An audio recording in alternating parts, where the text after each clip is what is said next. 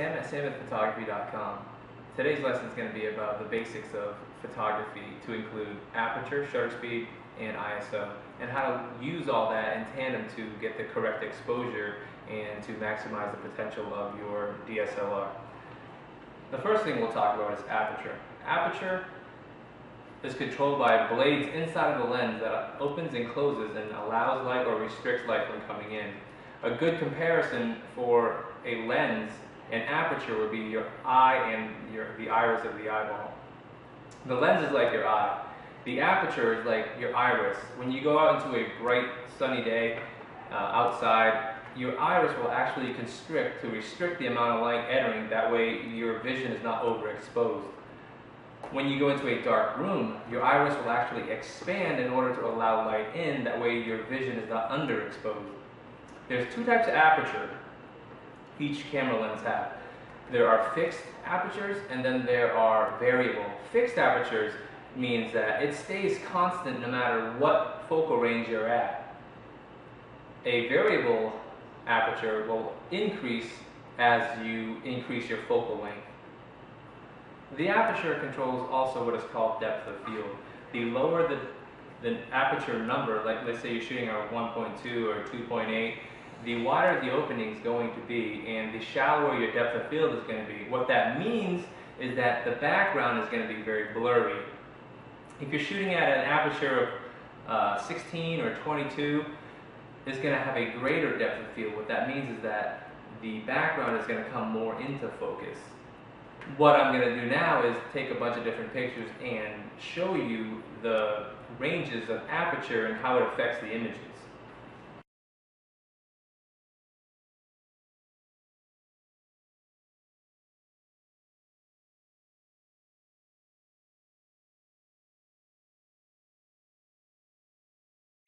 The next thing we'll talk about is shutter speed. Shutter speed is the duration in which your shutters stay open. There's two doors to the shutter, the top and the bottom. At a faster shutter speed, the top will open and the bottom will follow at rapid succession. If you have a slower shutter speed, it will take longer to close and it will affect the amount of light entering your sensors inside your camera.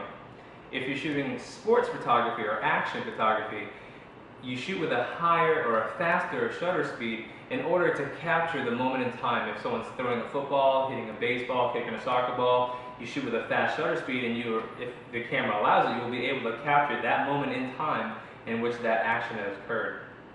If you shoot with a slow shutter speed, let's say you're shooting landscape, a waterfall, when you shoot with a slow shutter speed, we'll actually capture the motion of the water moving and it will show as a blurriness in the camera's attempt to capture motion.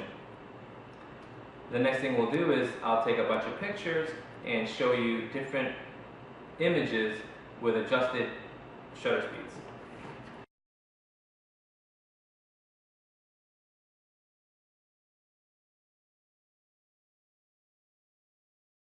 The last thing we'll talk about is ISO. ISO is your camera's sensitivity to light. It ranges anywhere from 50 to some odd thousands depending upon the camera that you own. The lower the ISO, the less sensitive it is to light, but the image quality is greatly increased as the ISO decreases. When you're shooting in low light, you're going to need to increase your ISO in order for your camera to be able to capture the limited amount of light there is. The great thing about these new digital cameras is that you're able to capture pretty much any type of picture or any low light condition that your eye can see.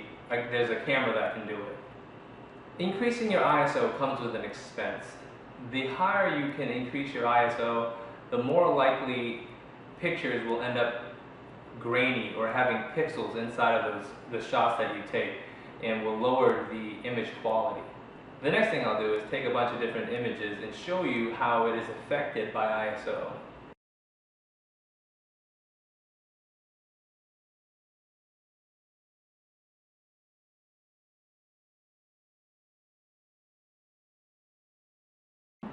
Now that you've learned the basics of photography, aperture, shutter speed, and ISO, you need to go out and practice. Photography is a diminishing skill, and the only way to get better is to do it. There's different modes in your camera. There's auto, which is green mode. Stop shooting in green mode. This program is kind of just like green mode, except it gives you control over the flash. The S stands for shutter priority. You control the shutter speed and the camera does the rest. And then you have the A, which is aperture priority. You control the aperture and the camera controls the rest. I would suggest spending a day or two shooting an aperture and shutter priority just to see what kind of photographs you can capture. And then there's manual, which is the M. I shoot in manual 99.9% of the time.